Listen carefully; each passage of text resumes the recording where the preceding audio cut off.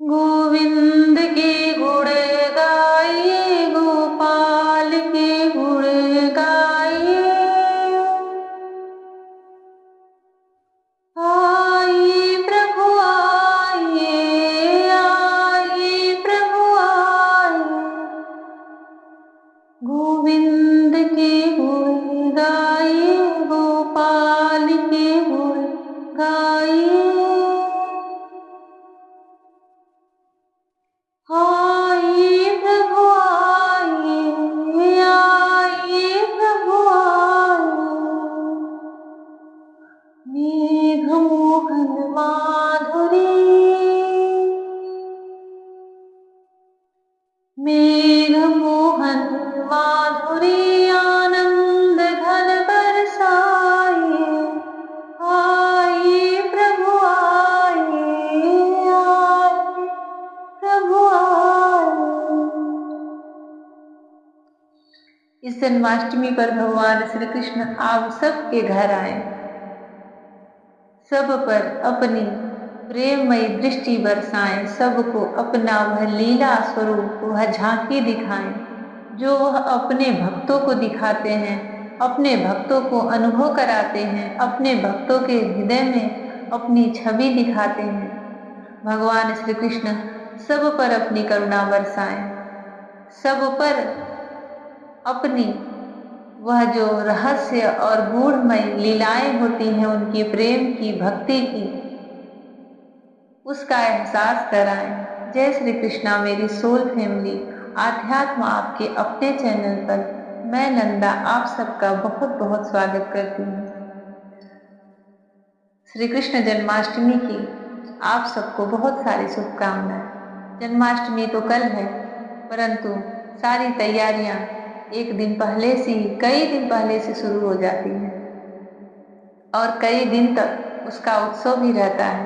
12 दिन तक भगवान श्री कृष्ण को घर में ही बैठा करके उनको माखन खिलाना, उनका श्रृंगार करना, उनके आगे भजन गाना, कीर्तन करना, उनको निहारना, उनसे बातें करना, जो जो उन्हें पसंद हो वह सारी चीजें ला ला करके उन्हें चढ़ाना, उनको भेंट करना। और जब भाव आपका पूरी तरह से कृष्णमय हो जाए तो आप देखेंगे अवश्य वह आपके किसी न किसी भोग को वह स्वीकार करेंगे, चाहे वह आपका रखा हुआ मीठा पान खा ले, चाहे मक्खन खा ले, चाहे आपकी रखी हुई भोजन में से थाली की जो भोजन होते हैं उसमें से कुछ खा ले। कुछ न कुछ वह आपके घर में, आपका जो स्थान है, उनकी झांकी का जो आपने सजाया है, अपनी लीला अवश्य दिखाते हैं। ये मेरा खुद का अनुभव है और मैं एक बार नहीं कितनी बार ये ऐसे सौभाग्य भरे अनुभव प्राप्त कर चुकी हूँ। इसलिए मैं चाहती हूँ कि जो कोई भी श्रीमद् भागवत महापुराण का हृदय से अध्ययन कर रहा है, भगवान उसके ऊपर अपनी वही छवि, वही महिमा दिखाएं और अपना अपरंपार प्रेम बरसाएं। भगवान सबके हृदय की जानते हैं, किसके मन में कैसा भाव है उनके प्रति, उनसे छिपा नहीं है। आपके पास कुछ है या नहीं है, आपके पास उतने सुविधा साधन है या नहीं उनकी सेवा करने के लिए, परंतु अगर आपका भाव सिर्फ भाव कृष्णमय है तो आप कुछ भी लाकर उन्हें भेंट कर दो, वह उसे अवश्य ग्रहण करते हैं। और कभी कभी तो इतने प्रसन्न हो जाते हैं कि अपना मोर पंख भी दे देते हैं। उनकी महिमा अपरंपार है, उनकी भक्ति जिसका कोई न ओर है न छोर है। बस एक बार उसमें लग जाओ, एक बार उसे प्राप्त कर लो, फिर तो पूरा जीवन ही कृष्णमय हो जाता है। बार बार यह श्रीमद् भागवत महापुराण पढ़ने का, सुनने का मन करता है। मेरा तो इससे मन ही नहीं भरता। मैं इसको कितनी बार पढ़ चुकी हूँ।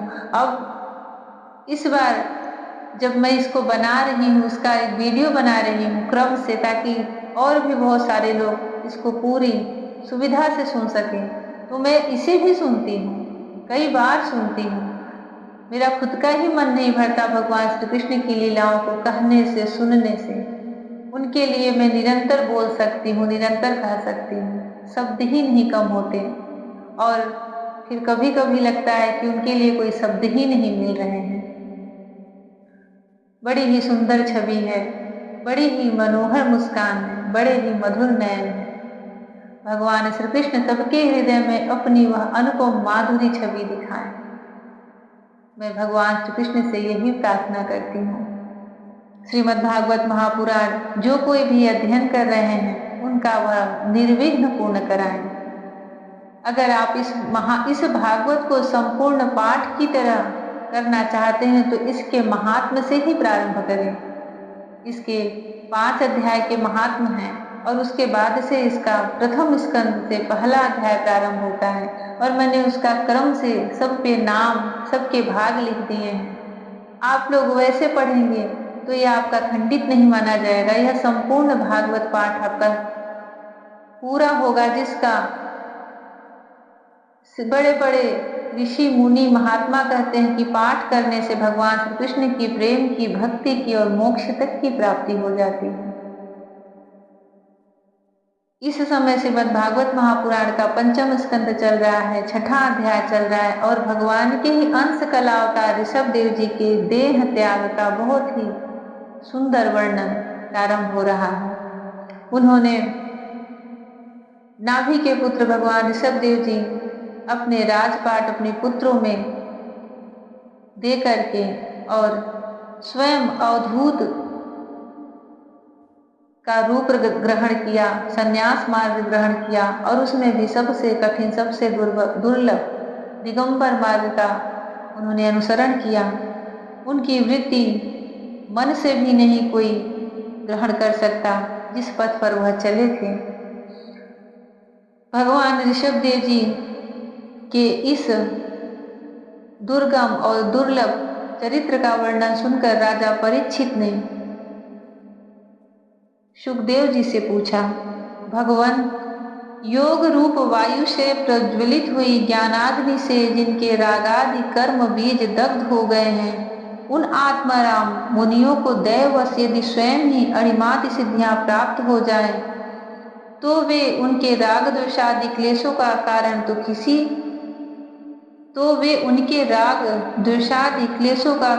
किसी प्रकार हो नहीं सकती। फिर भगवान ऋषभ ने उन्हें स्वीकार क्यों नहीं किया?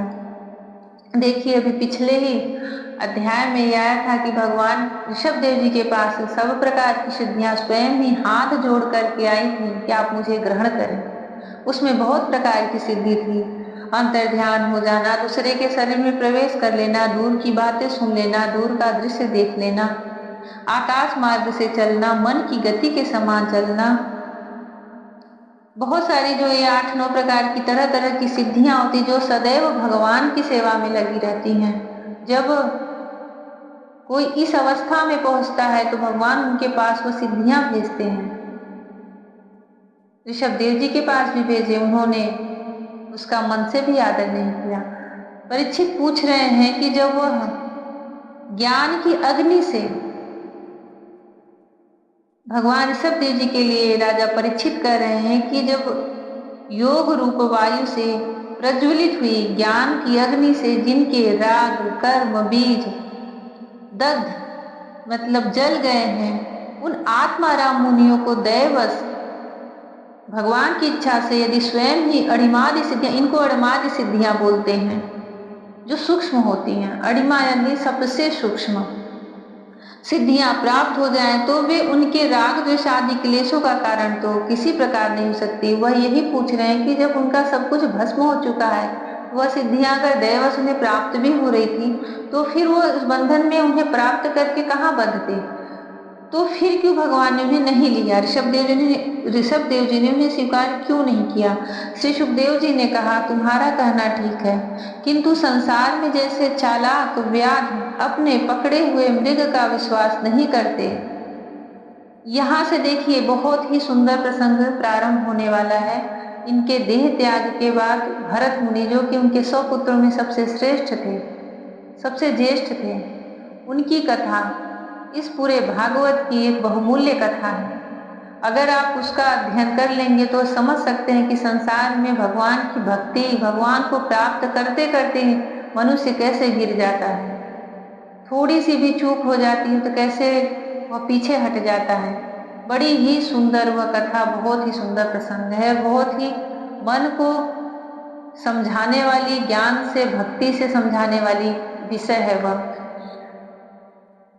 श्री सुखदेव जी ने कहा, तुम्हारा कहना ठीक है, किंतु संसार में जैसे चालाक व्याध अपने पकड़े हुए मृग का विश्वास नहीं करते, उसी प्रकार बुद्धिमान लोग इस चंचल चित्त का भरोसा नहीं करते। ऐसा ही कहा भी है, ऐसा ही कहा भी है, इस चंचल चित्त से कभी मैत्री नहीं करनी चाहिए। इसमें विश्वास करने से ही मोहिनी रूप में फंसकर महादेव जी का चिरकाल का संचित तब क्षीण हो गया था। जैसे व्यभिचारिणी स्त्री जार पुरुषों को अवकाश देकर उनके द्वारा अपने विश्वास रखने वाले पति का वध करा देती है, उसी प्रकार जो योगी मन पर विश्वास करते हैं, उनका मन काम और उसके साथ ही क्रोधादि शत्रुओं को आक्रमण करने का अवसर देकर उन्हें नष्ट भ्रष्ट कर देता है। काम, क्रोध, मद, मोह, लोभ, भय आदि शत्रुओं का तथा कर्म बंधन का मूल तो यह मन ही है। इस पर कोई भी बुद्धिमान कैसे विश्वास कर सकता है। जैसे देखिए, जैसे कोई सन्यासी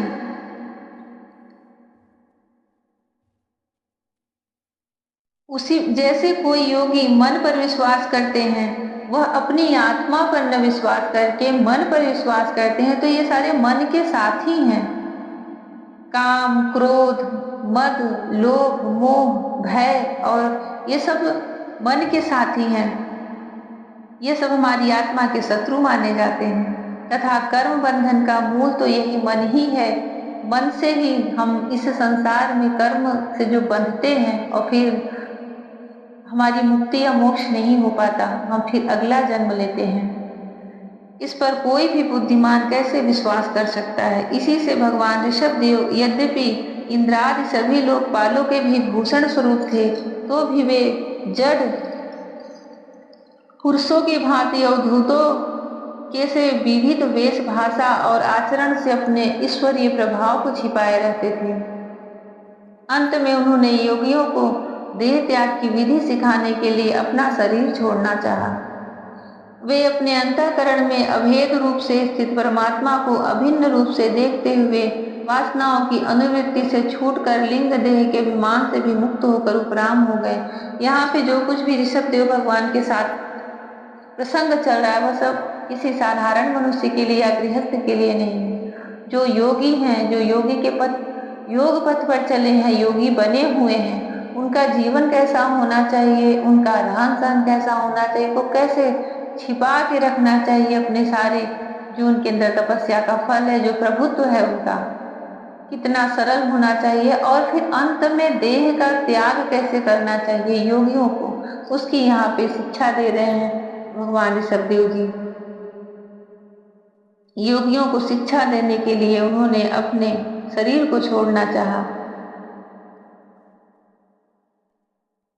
इस प्रकार लिंग देह के अभिमान से मुक्त भगवान ऋषभदेव जी का शरीर योग माया की वासना से केवल अभिमानाभास के आश्रय ही इस पृथ्वी तल पर विचरता रहा। वह दैवश, कोंक, वेंक और दक्षिण आदि कुकट कर्नाटक के देशों में गया और मुंह में पत्थर का टुकड़ा डाले तथा बाल बिखेरे उन्मत्त के समान दिगंबर रूप से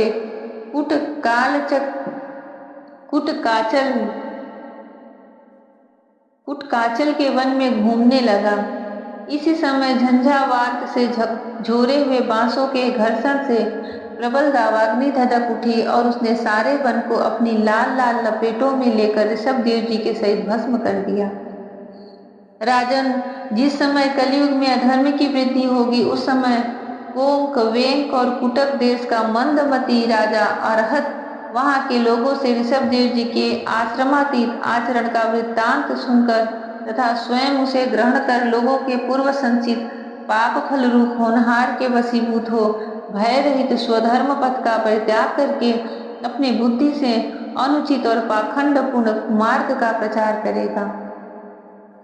उससे कलयुग में देव माया से मोहित हो अनेकों अधम मनुष्य अपने शास्त्र विहित शौच और आचरण को छोड़ बैठेंगे।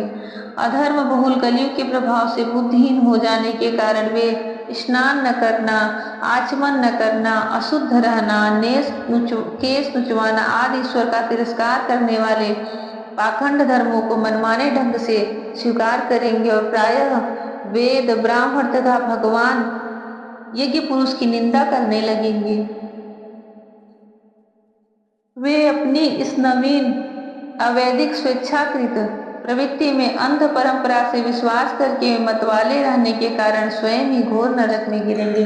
ये उनके लिए है जो ऐसे रूप बना करके पाखंडी होकर के घूमते हैं। सिर्फ रूप बना लेने से कोई योगी नहीं हो जाएगा। शरीर पे भस्म लपेट लिया, जटा बढ़ा ली, कमंडल ले लिया, पर मन में पाप भरा है, मन में पाखंड है, कोई शुद्धता नहीं है, कोई पवित्रता नहीं है, कोई ज्ञान नहीं है, उस भेष में छिपकर पाप कर रहे हैं। उनके लिए यह भगवान कह रहे हैं कुछ भी कर ले, भगवान से थोड़ी ना छिपा रहता है, भगवान को थोड़ी ना वो भ्रम में डाल सकते हैं, सिर्फ संसार को ही भ्रम में डाल सकते हैं। इसलिए वह अपने ही पाप से स्वयं ही घोर नरक में गिरेंगे।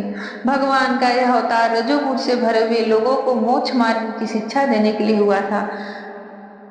ऋषभ देव जी रजोगुण मतलब जो राजसी होते हैं, राजसी ठाठ बाट में जीते हैं और उस गुण से भरे हुए रहते हैं, उनको शिक्षा देने के लिए उनका यह अवतार हुआ था।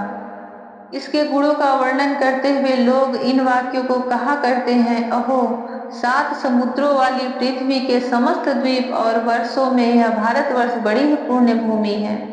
धन्य है कि हम लोग भारत भूमि में जन्म लिए हैं और यहीं पर रहते हैं, क्योंकि यहाँ के लोग श्री हरि के मंगलमय अवतार चरित्रों का गान करते हैं। अहो महाराज प्रियव्रत का वंश बड़ा ही उज्जवल एवं सुयशपूर्ण है, जिसमें पुराण पुरुष श्री आदि नारायण ने ऋषभ अवतार लेकर मोक्ष की प्राप्ति कराने वाले पारमहंस धर्म का आचरण किया। अहो इन जन्म रहित भगवान ऋषभ देव के मार्ग पर कोई दूसरा योगी मन से भी कैसे चल सकता है, क्योंकि योगी लोग जिन योग सिद्धियों के लिए लालायित होकर निरंतर प्रयत्न करते रहते हैं, उन्हें इन्होंने अपने आप प्राप्त होने पर भी असत समझकर त्याग दिया था। यही सब सिद्धियां प्राप्त करने के लिए तो योगी लोग तपस्या करते हैं, मुझे सारी सिद्धियां प्राप्त हो, फिर मैं आकाश मार्ग से चलूं, मैं ऐसा कर लूं, मैं वैसा कर लूं। भगवान ने उन्हें असत समझकर त्याग दिया था। राजन, इस प्रकार संपूर्ण वेद, लोक, देवता, ब्राह्मण और गौओं के परम गुरु भगवान ऋषभ देव का यह विशुद्ध चरित्र मैंने तुम्हें सुनाया। यह मनुष्यों के समस्त पापों को हरने वाला है। जो मनुष्य इस परम मंगल में पवित्र चरित्र को एकाग्र चित्त से श्रद्धा पूर्वक निरंतर सुनते या सुनाते हैं, उन दोनों की ही भगवान वासुदेव में अनन्य भक्ति हो जाती है।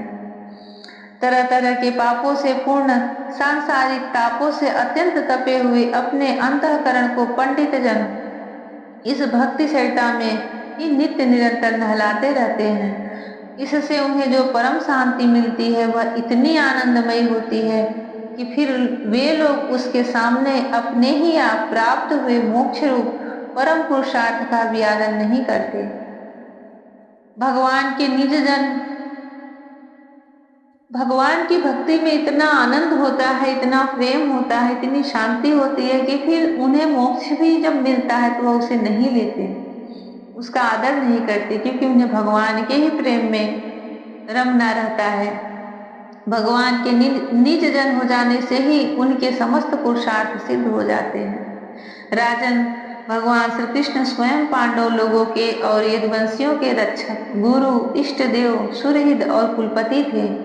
इसी प्रकार भगवान दूसरे भक्तों के भी अनेकों कार्य कर सकते हैं और उन्हें मुक्ति भी दे देते हैं, परंतु मुक्ति से बढ़कर जो भक्ति योग है उसे सहज में नहीं देते। अब भी मैंने यही प्रसंग में कहा कि भगवान से जो मांगो वह दे देते हैं, पर भक्ति जल्दी नहीं देना चाहते, क्योंकि भक्ति दे देते हैं तो बंध जाते हैं।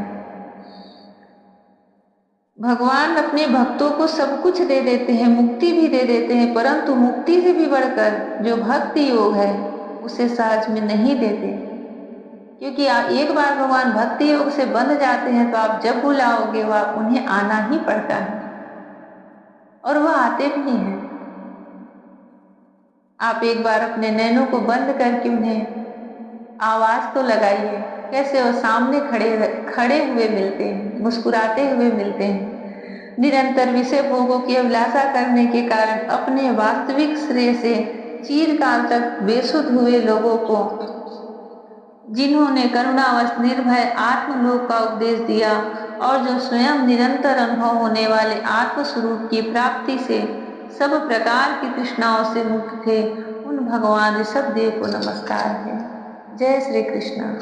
भगवान ऐसी मति गति सबको प्रदान करें, अपनी निर्मल भक्ति निर्मल बुद्धि प्रदान करें, ताकि भगवान श्री कृष्ण से अनन्य प्रेम हो, सबका यह भक्ति में जन्माष्टमी का उत्सव पूर्ण हो और भगवान श्री कृष्ण सब पर अपनी करुणा कृपा बरसाएं। जय श्री कृष्णा। राधे राधे। हरि ओम।